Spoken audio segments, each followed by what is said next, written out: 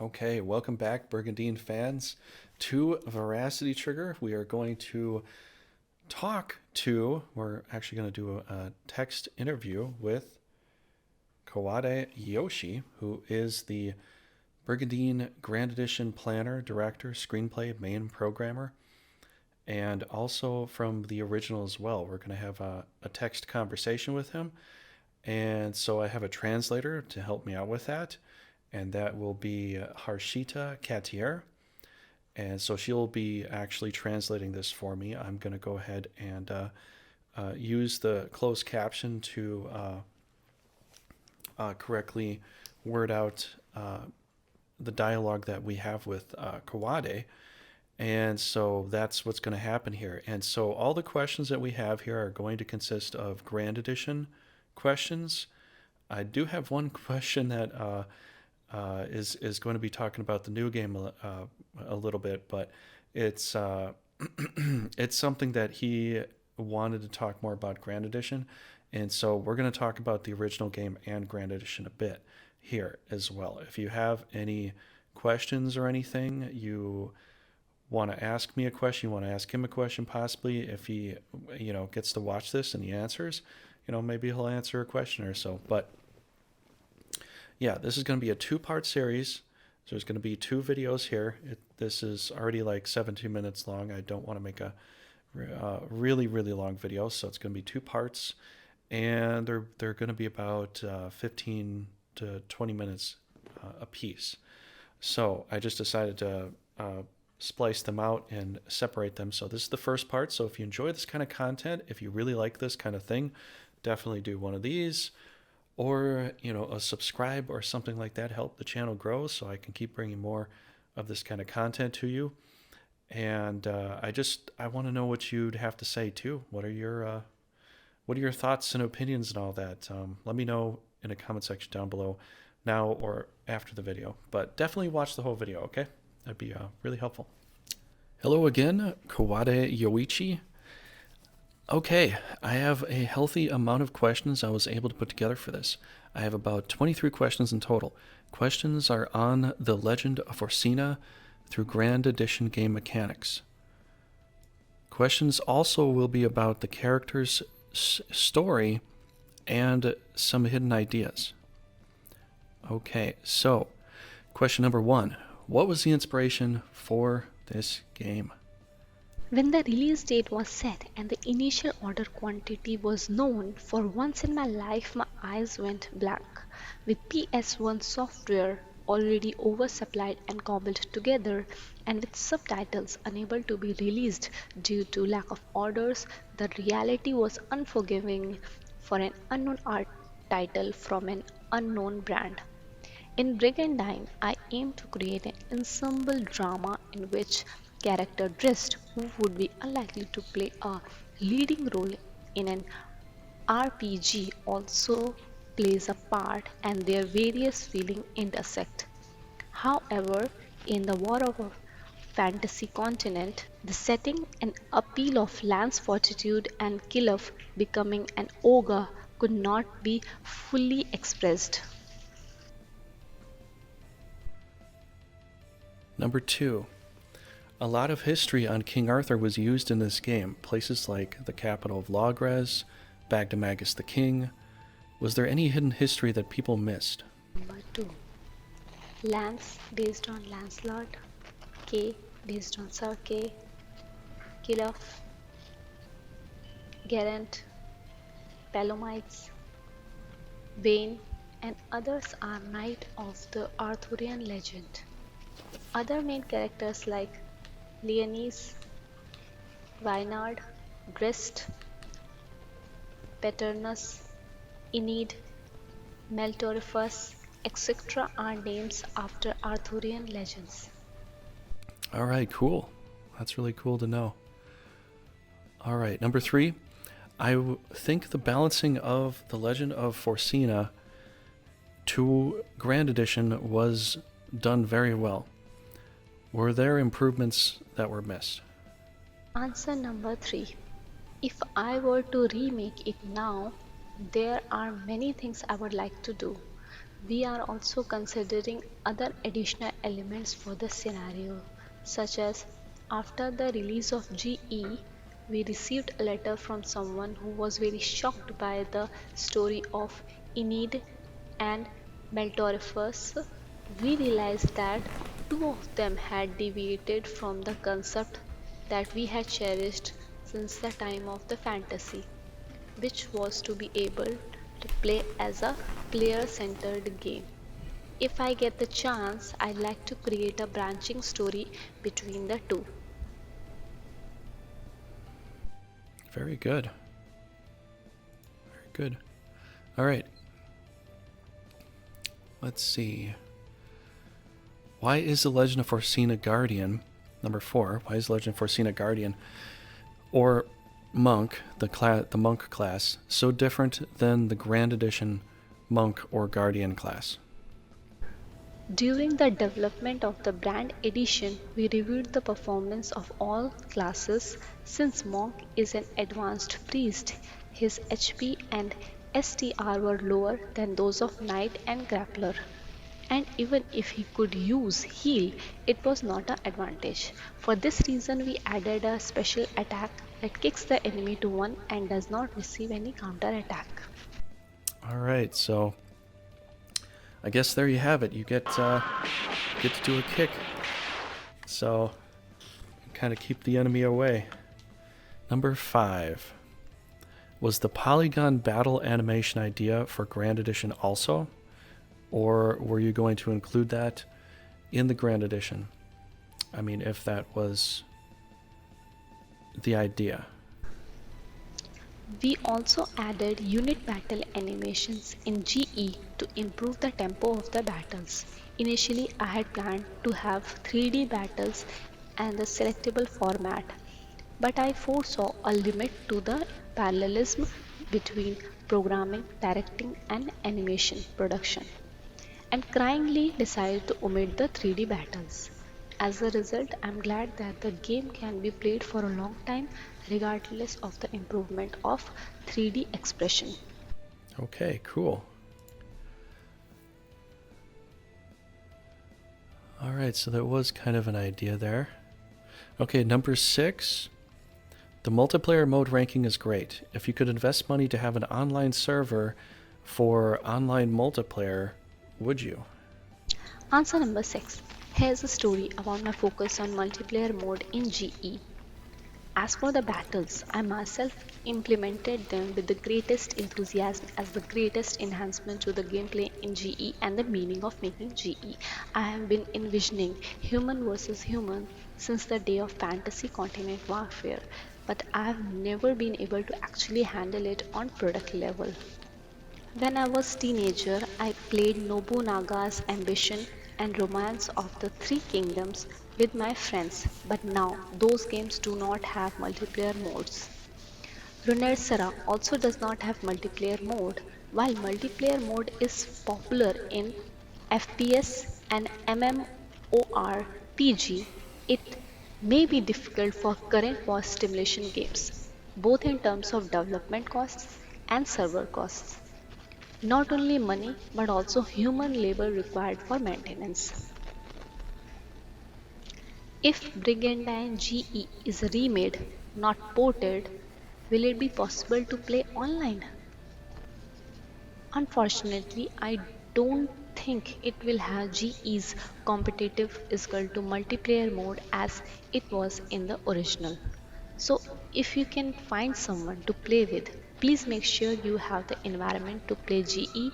If you can find someone to play with, please try it out now, especially if you have someone of the same skill level as you. I think it will be a fun experience like no other. In fighting games, balance adjustments are made repeatedly in every combination and under every situation, and this is a really time consuming and labor intensive process. And if it is precisely because the game is mainly competitive, we have to focus our development resources on it to overcome this problem.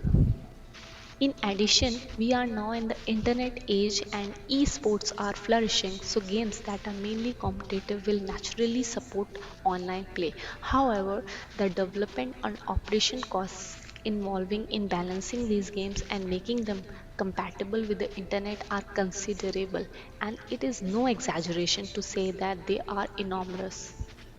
In addition, we are now in the internet age and esports are flourishing, so games that are mainly competitive will naturally support online play. However, the development and operation costs involved in balancing these games and making them compatible with the internet are considerable. And it is no exaggeration to say that they are enormous. GE was made at a time when there were still almost no network enabled games. But in order to somehow deliver to the player the fun of playing against other players that the staff experienced during the development of War of the Fantasy Continent, we added a competitive mode to the single player mode. It probably wouldn't have had much of an impact on sales whether there was a multiplayer mode or not. So it was a cost conscious development decision. I think the reason why Koei, the originator of Japanese strategy SLGs, hasn't implemented a multiplayer mode for a long time now is because of the burden of adjusting the balance of competition and supporting the internet. If, at the cost of development and operation, Brigandine, the remake, ever makes online play possible, I think it's time for the game to reborn itself as a multiplayer game. Some famous examples are Civilization and Crusader Kings, where battles are resolved on strategic map. The main focus is on real-time strategy battlefield like Total War with strategy maps as a add-on for single player. I often fantasize about this myself, but I don't think it goes well with storytelling. I also wonder if the people who liked GE will be pleased with the change in gameplay. I often think about making major changes to the gameplay of Brigandine itself. So maybe the remake will turn out to be completely different game and the matchups will happen. All right, cool. So I guess really the kind of the answer behind that in some ways is that it's a good idea, but you'd have to kind of change it so that it would be a little more friendly to multiplayer than I guess there's a little bit of a difference between making a story game and making a multiplayer game. I guess there could be somewhat to that, but all right, cool. That's great. Anyways, let's move on to the next question here, which should be number 7. The Viking additions to the game are fun. The Viking Sons of Odin are American favorites. What were your favorite creatures to this classic game? Now, what I mean by that is that Thor and Odin are some really good favorites that a lot of Americans do like for this game. But what were your favorite monsters or favorite monster?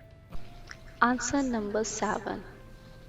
As hard as it is to raise Wyvern, I can't get over how easy it is to use Bahamut's non attribute high evasion is irresistible. I'm sure everyone has their own style of playing when it comes to monsters, so I'm not going to recommend any particular monster.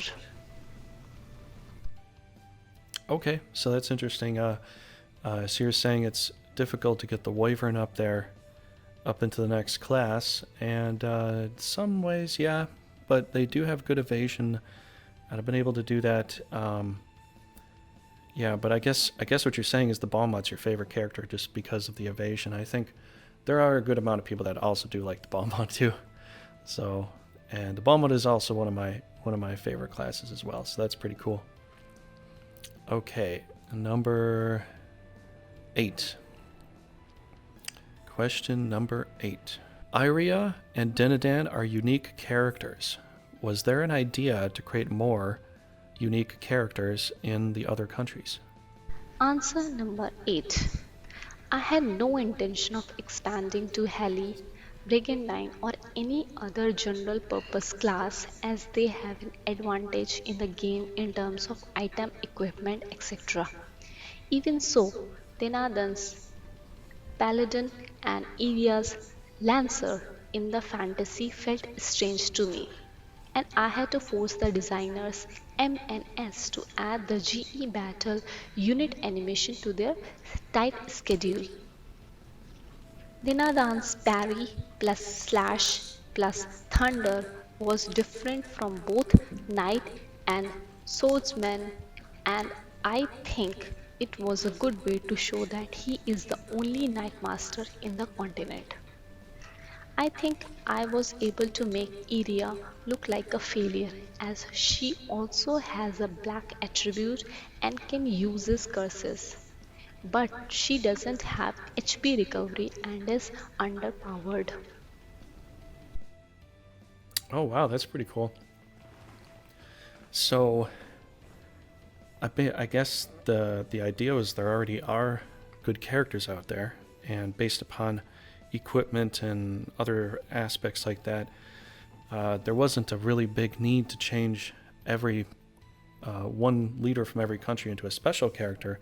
But I guess because Dinadan was the Knight Master and is the Knight Master of the Legend of Forsena, he had to be kind of a little bit special and a little bit different. So it makes sense for him, especially Iria being a pseudo creation of Bullnoil would kind of make sense in that terminology too, because nobody else besides Kador and besides a couple other characters later on in the game get turned into special characters due to Bullnoil's tampering.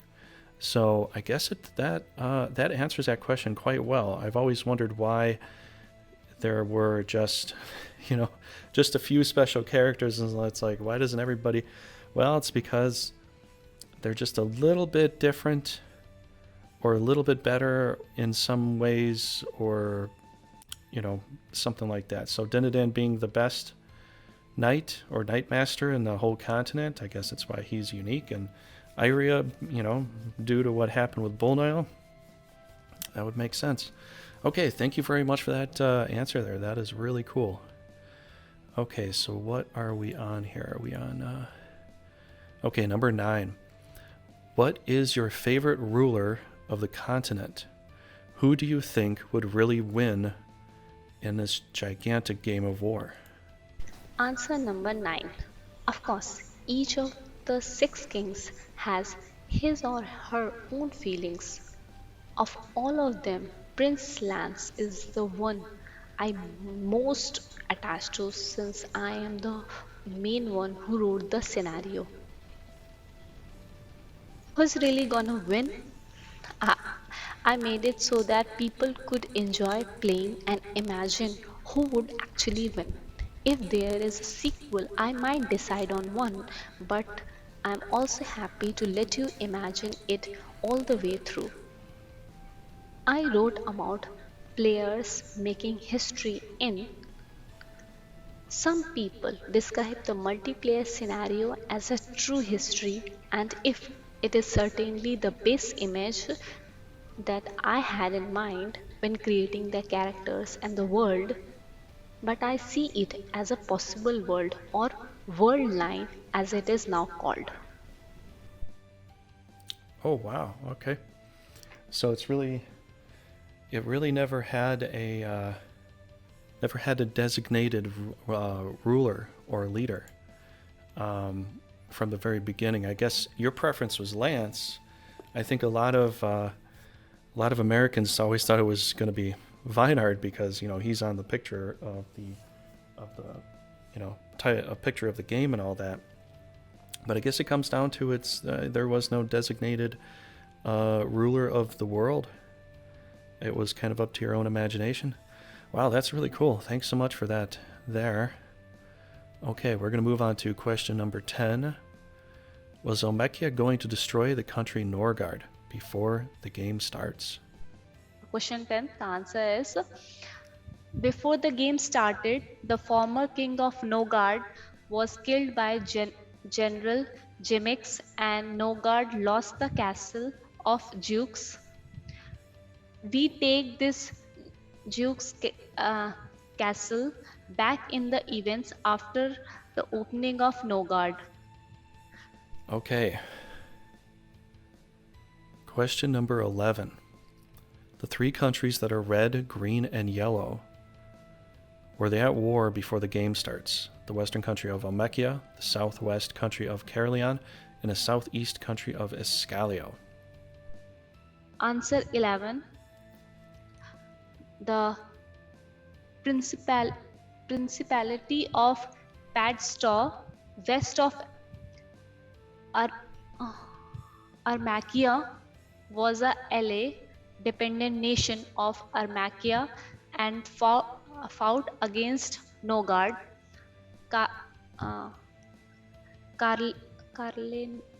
Caerleon, yeah. Iscariot and Leonia were not engaged in any major war at the start of the game. Okay, well, it looks like you made it to the end of the video, which is great. So thank you so much for getting here. Definitely do something like this, help the channel, subscribe, something like that, and we'll get into part 2 pretty soon here. I'll get the video out as soon as I can, probably tomorrow. And so, yeah, that'll pretty much conclude, this first segment of questions. If you have any other questions or anything like that, leave it down below or wait for the next video to put that in there. But thank you so much for watching. I hope you enjoyed it. And thank you Harshita Katiyar for translating. And thank you, Kawade Yoichi. I'm going to say his name right this time. Kawade Yoichi. Thank you, Kawade Yoichi, for the conversation and the interview here. So I'll go ahead and end the video. That's pretty much it for today. Just wait for the next video. And yeah, I'll see you then. Take care, everybody.